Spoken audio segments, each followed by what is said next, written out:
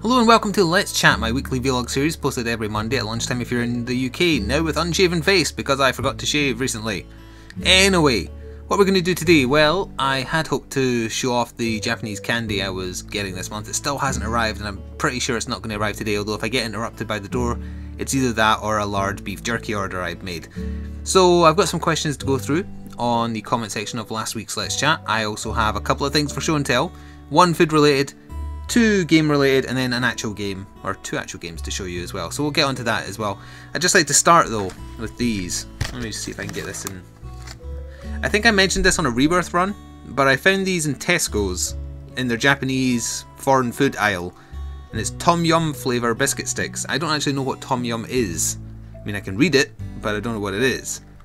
It seems to be a mix between like lime and garlic and whatever else. It's a very weird taste for what looks like one of those pogi sticks, and I'm just curious if anyone more familiar with Japanese culture knows exactly what the set recipe is for whatever when something is tom yum flavour. They're very nice. They were also being sold off for about 24 pence, so they're probably not going to be back.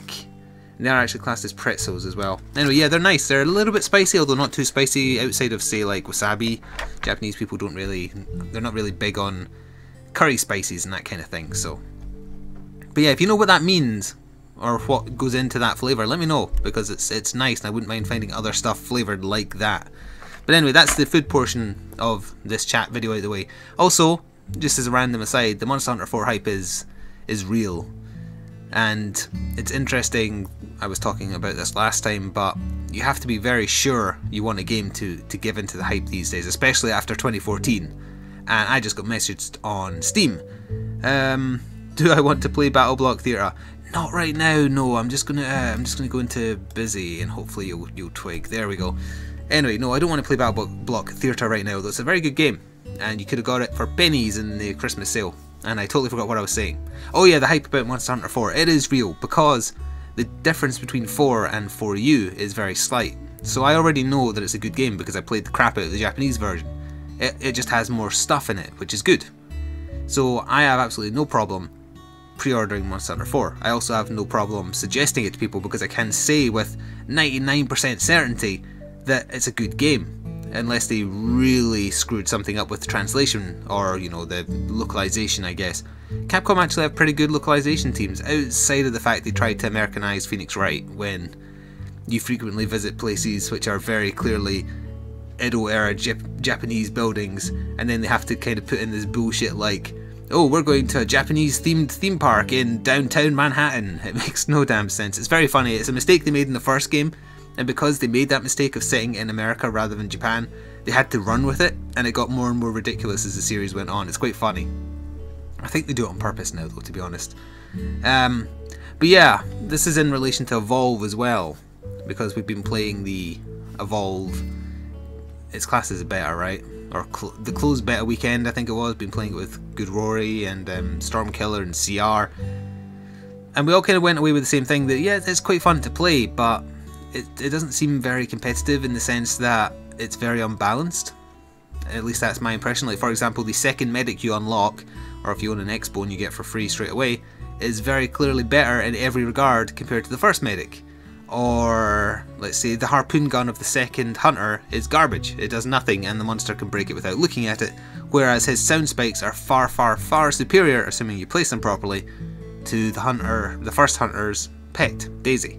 So, and the monsters themselves there's no balance, no sense of balance between them all. So it feels to me like it's going to be a casual game, whereas they really hope that it's going to be a competitive game from what I hear.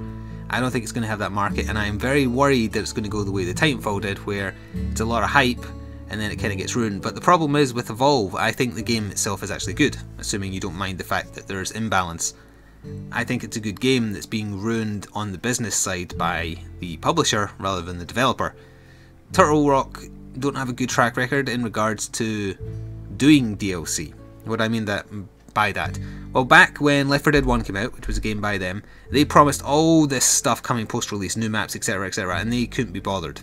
They didn't do it until people complained when Left 4 Dead 2 got revealed, and then they went, oh okay, we'll go back and do stuff, and they did a crappy free map, and then they did some premium DLC. They don't have a good track record. That said, 2K's track record is far, far worse, and it definitely seems like they've got a bigger hand in this than Turtle Rock do for the appalling pre-order Ubisoft levels of DLC bullshit going on with Evolve. If you buy just the base game, I was looking into this, after launch, without the Season Pass, you are getting roughly a third of the game, and that's it. If you get the Season Pass, you're getting roughly 2/3. However, there is a lot of pre-order only stuff, which I assume will eventually be behind additional paywalls, not covered by the Season Pass. So why are you paying full price for a third of the game? It makes no logical sense. So I feel like, and this, keep in mind this is first impressions based on the closed alpha and the closed beta I've now played, I feel like Evolve is going to go the way of Beyond Earth, Civilization Beyond Earth.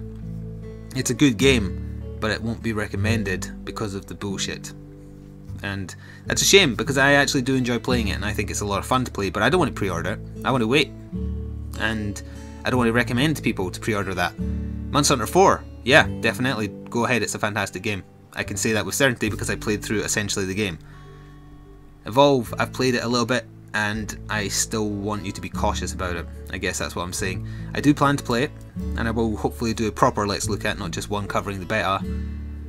But yeah, if you're considering getting it, I would definitely say do not give in to the pre-order hype. There was this thing called, oh, what was it called? It's a business practice that lawyers use as well, actually. I can't remember. Oh, anchoring, that's the word. I wanted to go over this, what anchoring is. If I say to you, I'm going to use a lawyer example because this is the example usually given.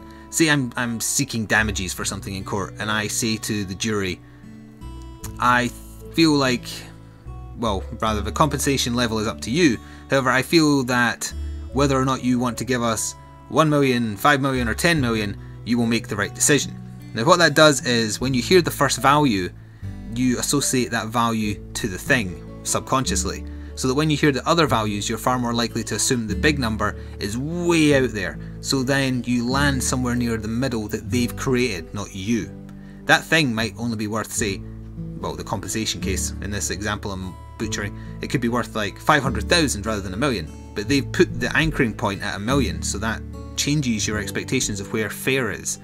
So when someone says, here's a game for 60 quid, and then you've also got this DLC, and the DLC is a lot lower priced than the actual game, your anchoring point is the price of purchase for the game. So therefore you're more inclined to think that the DLC is reasonably priced, even though what you're getting is far less value. So you've got to be careful about that. That's why it's a bit more acceptable when there's a bunch of DLC, especially cosmetic stuff or new classes, etc., when it's a free to play game, but not when you've got an initial purchase. And it's a bit dodgy that they've also done anchoring in the sense that some pre-order stuff is later going to have an additional price to pick up because it won't be pre-order anymore, and that makes it seem like there's more value now than there is later, even though it's the same thing, because, you know, pre-order DLC is technically free. The season pass isn't, but the pre-order stuff technically is. Anyway, look up anchoring in terms of pricing if you want to know more. I think I butchered my description of it, but basically it's the person who's selling is dictating subconsciously to you the price range. You're not deciding it, they're actually influencing your decision, and DLC is being used in this way a lot of the time. No, I don't mean just for Evolve, I just mean in general. Ubisoft think they've got it down, but I think people have now kind of caught on to their bullshit. It's just people need to be more aware. You assign the value to the thing you're interested in, don't have it assigned for you. I guess that's the message I want you to take away from this. Anyway, before I go into the questions in last week's Let's Chat, let me show off something else. Now, I didn't pick up Dark Souls 2 at pre-order because I wasn't interested in it, but then I got offered it for review from Namco Bandai, and I thought, sure, why not, I'll give it a go, see if it's as good as Demon's Souls was. It turned out to be my favourite game of last year, so Maya disagrees. So does CR, for the record. So yeah, I played through, I loved it, but I missed out the chance of getting a super duper special edition. So I went on eBay, and I found the statue from the super duper special edition because I wanted it, since it looked like my character. It's the farm armor guy, and I mentioned on Twitter when I got this, I had no idea it was this big. This thing is bloody gigantic. It's about the size of my head. Yeah, in fact, there's my hand there. How about comparison to the tip of my hand? So it's like halfway down my hand. That is a big statue. It's pretty way. It's a shame he's using dual swords and not, like, you know, the spin to win spear, Santier spear that I used, but it's really, really high quality as well. Other than the base, I would say. The base looks like tacky plastic, but the armor and model itself, really, really nice quality, and I like that a whole lot. Also, I just noticed a bit of dust hanging off his face because it sits next to my TV, and that collects dust because of all the static. But yeah, that is a badass statue. I love that a whole lot. Compare that to, actually, a pre-order statue I didn't know I was getting when I bought the Pokemon Ruby. I got this thing, that, and it's badly painted. It looks tacky as hell. Look at that base. Looks like a moldy biscuit. And that, I mean, I find it was free, and I didn't care that it came with this, but just the difference in quality of here's something for free when you decide to pre-order a game you know you're interested in. That big ass statue of the farm armor guy, or that, the Pokemon on a very badly, poorly painted base, and it's like thin, crappy plastic. Nintendo, the source of quality. Anyway, yeah, I have some games to show off, but I'll do that towards the end. Let's go to the comments of last week's Let's Chat. There isn't that many. I did mention on Twitter I was recording now as well, but I didn't specifically ask for comments, just in case I rambled on again. Anyway, let's go back. The earliest comment is from Shills. I'm glad you like my fan art. If I have free time and inspiration, I might draw some more. If some of you have any ideas, let me know. I may be able to draw them if you want me to. So if anyone has any ideas for some kind of fan art related to something I've done in a playthrough of any game really, go to this comment and let Shills know. Now for what happened on this war of mine. Spoilers for those who haven't seen anything in the gone wrong part. I might ad-lib your comment a little bit just to try and hide this. I kind of feared something would happen to Name and the others, but he was kind of my favourite. However, decision-wise, I would have done the same thing, just maybe sent Bruno in earlier because he's Bruno and not as useful as the others. Don't let other people hear you. I might have to answer the door in a second if that is my candy/jerky order. Although I'll show it on camera right after if I do have to kind of do a break. I'm curious as to what will happen. At least you won't have to worry about food as much as before. That is the one bright side. I do actually think I might have to answer the door. I'm listening. Oh, no. I'm not hearing anyone come to the door. I thought I heard like a door slam shut, like a van door. Also, I just realised I used my left hand to imitate a door slamming shut when I should have used my right hand, and there like that. Anyway, DRC97. Flik, when Maya stares at you, she's sending subliminal messages to you. I hope the team on Shinigami Ninja managed to get to it in time. That's a reference, and I don't get that reference. I don't like when I don't get references. If you could write an anime or manga, what would it be about? I like animes about fighting, or mangas about fighting, so it'd be something similar to Naruto or Dragon Ball Z probably. It's cliche at this point, but that's the kind of stuff I like. Or, you know, I do like thinking man's mangas, or thinking persons I guess I should say, like Death Note, that are like very, very unique. So I wouldn't mind doing something like that. Something like a manga version of The Walking Dead. That's what I want to see. Now you could argue that to a certain extent Attack on Titan, or Shinigami no... what's the Japanese pronunciation for Attack on Titan? Shingeki no Kyojin. It's similar to The Walking Dead in terms of tone, but it's gone off the rails. It's going on too long. It should have been a short form manga in my opinion. But because it became popular, it's now getting stretched like that, and I don't actually like it anymore. I haven't liked the last few parts at all, and I still hate the main character. He is a whiny bitch, but still. Anyway, what was I saying? Yeah, so if I was to do one, I would hope to do like some kind of Walking Dead-esque, but in the anime style. So it's still got that kind of human touch. It's about desperate survival, where the humans are the minority species, I guess you could say. And there's some kind of zombie apocalypse or mutant apocalypse where they're not necessarily the focus, they're just there to drive the human drama. I like that aspect of The Walking Dead. Even if you binge watch, it becomes painfully obvious that that's what they are. But yeah, that's the kind of thing I do, or I'd just do a stupid one about fighting. Because I like that. Kentic says he can't wait for Monster Hunter 4, he just paid off his pre-order. You shouldn't pre-order unless you really like a game. I know he'll really like that because he likes Monster Hunter 3 so much. And then he linked to the special edition of Monster Hunter 4, which has a 3.5 inch, so that's like, I'm usually fairly good at guessing inches because of playing 40k, I think that's about 3.5. Gormagala, or Goa Magura, if you want to say the Japanese name. Figurine. I'm holding off pre-ordering Monster Hunter 4 purely because, well, for one, I'm not interested in getting the new 3DS, so the one that comes pre-installed on that doesn't interest me. I don't want just the regular version of the game. I want a special edition. I want a special edition as good as the one you got in America, that comes in like the blue crate from the game, and it comes with the Goa Magara statue, and it comes with a feline pin and a bunch of collectible stuff. I want that junk. I really, really do. I don't have enough Monster Hunter related collectibles, to be honest. The only one I have is, if you pardon me showing off something I hadn't actually planned to show off, I did an unboxing of this when I bought it. But my my longsword master Rathalos Monster Hunter 4 armor I got, which is also rather dusty for sitting in front of my monitor. Whew! Yeah, very dusty. Whew. But that is a massively good quality statue. If you never saw my unboxing video of that, I do have an unboxing playlist and you get to see it in a bunch of other poses. It comes with the Rathalos hammer and stuff like that as well. It's also guarding my watermelon flavour chewing gum that I like a whole lot. But yeah, I'm waiting to see if like Amazon or Game, or I don't know who else would bother, maybe one of the supermarkets, get some kind of EU based Monster Hunter 4 Special Edition, and I'll buy the hell out of it, definitely. So that's why I'm holding off. I want something as good as the American one. Anyway, Dragonakis pointed out that TWOM stood for This War of Mine. I actually twigged after the fact, and I feel very silly for not realising that at the time. And then he also pointed out you're looking a lot more natural in this video. Well, this week I'm also looking a lot more hairy because I forgot to shave, so hurrah. Amy Spain, who was also the contest winner of the Dragon Age Inquisition competition that I ran. Hopefully, any day now she'll be getting it. She says, this war of mine is brilliant. Conscientious, that's a hard word for me to say, Flik to serial killer in 3.2 seconds. I kind of laughed a lot when it all went down, bearing in mind my guilty face. Bearing in mind the guilty face you had in the last Let's Chat where you knew what lay ahead of us. Yeah, I felt guilty for a second. That's a Twitter message. Then I really hoped you were going to finish the game anyway. I am, and that's actually something I wanted to go on to. This War of Mine is going to finish in 16 parts. I've got one part left to upload at this point, so you will see an ending of a sort.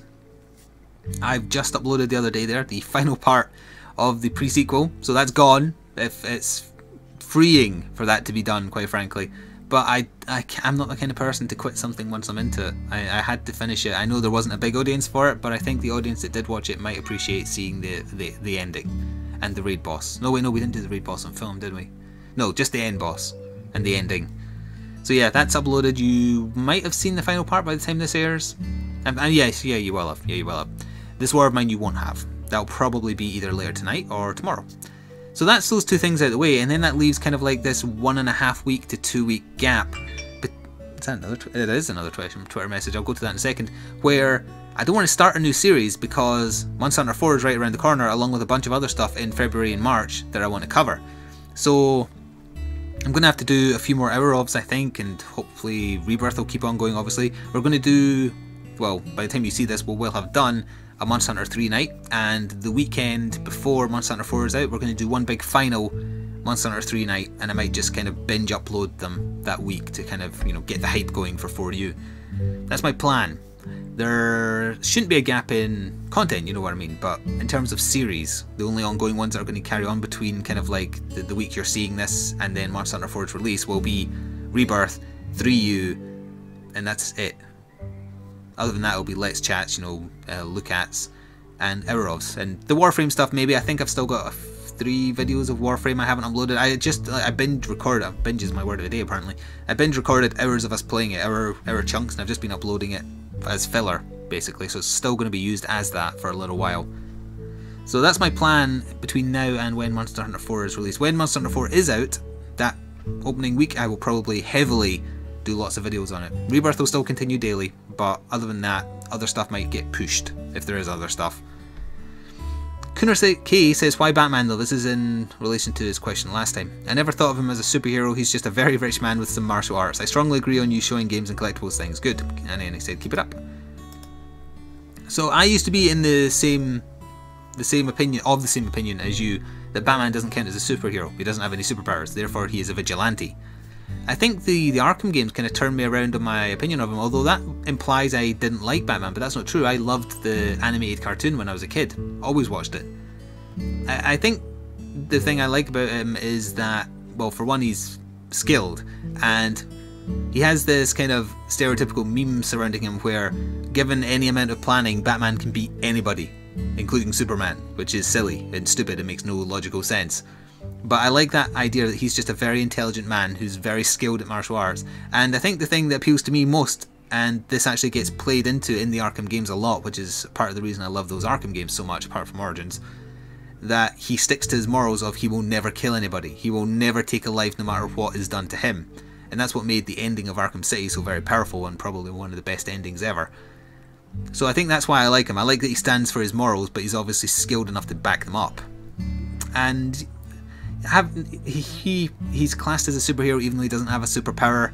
His superpower is intelligence. I guess that's the way to look at it. I don't want to get into, you know, arguments about who's better. It's just my personal preference. I think Superman's boring. I like Batman. The X-Men, yeah, I watched the X-Men cartoon when I was a kid as well. They're fine. But Batman, largely thanks to the Arkham games, I like... Is that another Twitter message? Yes it is, my god. I like a lot more now than I think even when I was a kid. And if you haven't played the Arkham games, definitely do.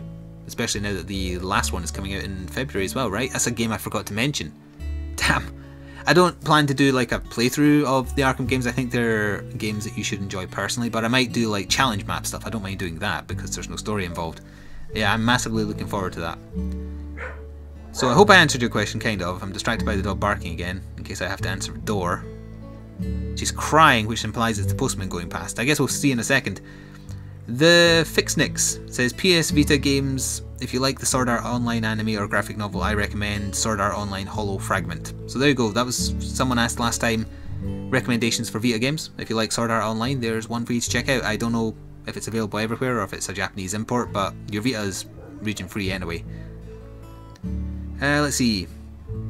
Grinning Owl said, you're all coming up with some really complicated ways of organising your desktops, just do what I do. He linked a picture of his desktop and he just has one folder on his desktop that's like shortcuts. So he has a shortcut to his shortcuts. I like that, but I'm not going to do it. I like having a... I mean, I don't like having a messy desktop, but at the same time, I like having stuff on the desktop. Otherwise, you're just looking at a picture. 3 comments left to get through, plus whatever's been going on Twitter, plus one more thing to show off as well. I'm not sure if I can get through them before the post has been, but I can do a break if that's...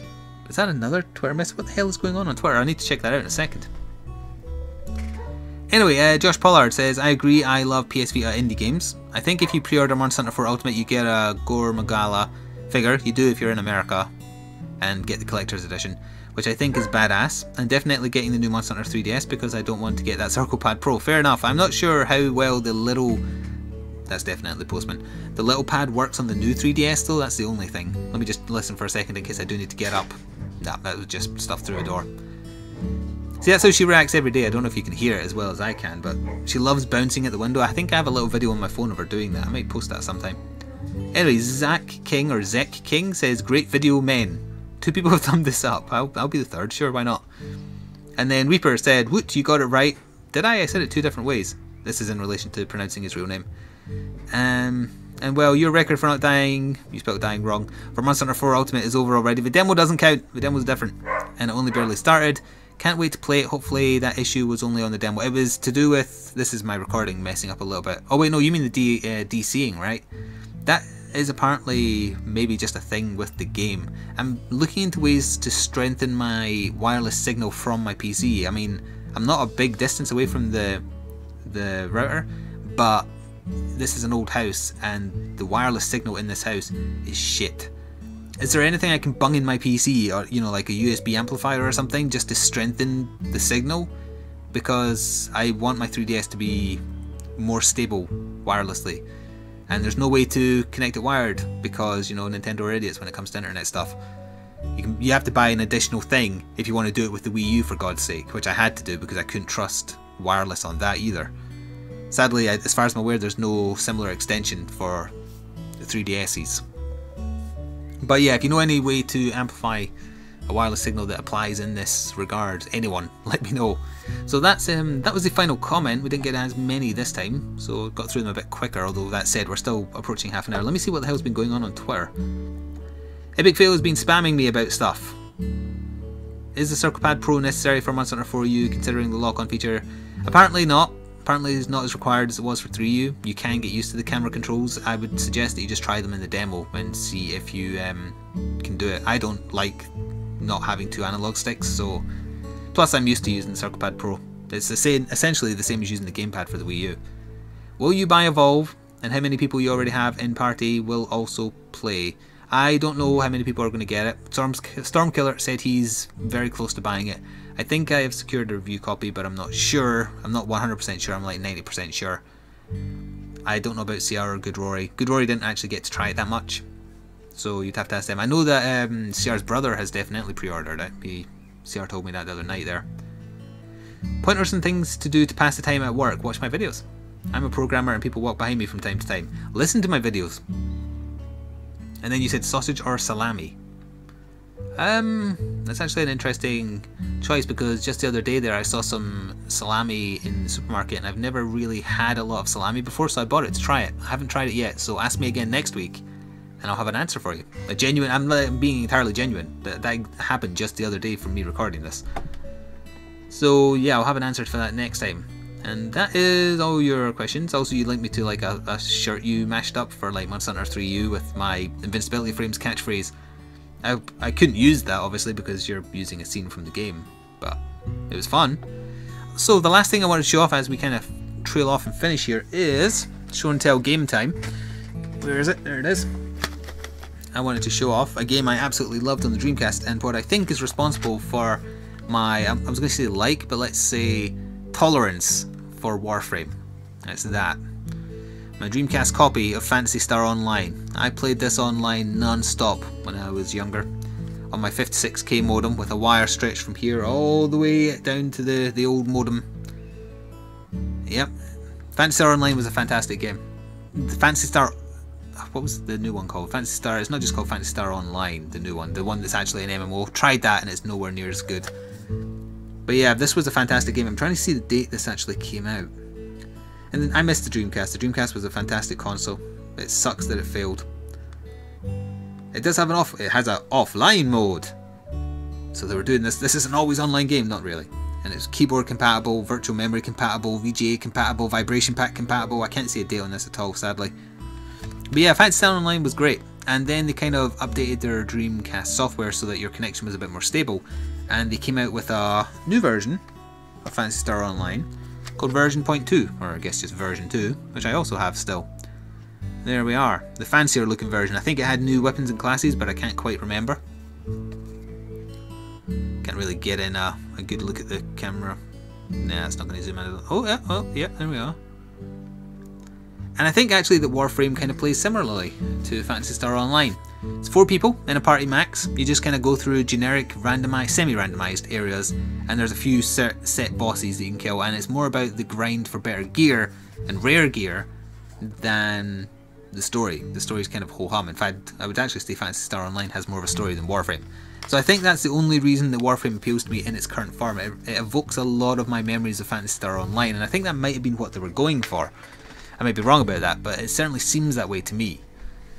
But I do think Warframe will probably trail off. I think I'm getting quite close to the point where I'm getting sick of it, thanks to how much I'm playing, or how much I'm playing of it, which was my plan all along, incidentally, if you didn't hear me say that a little while back.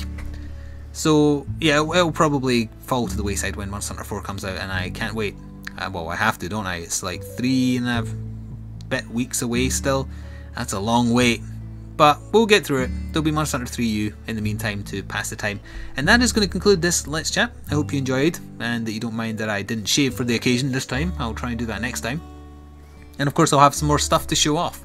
So yeah, I shall see you next Monday. Hope you enjoyed, and ta-ta for now.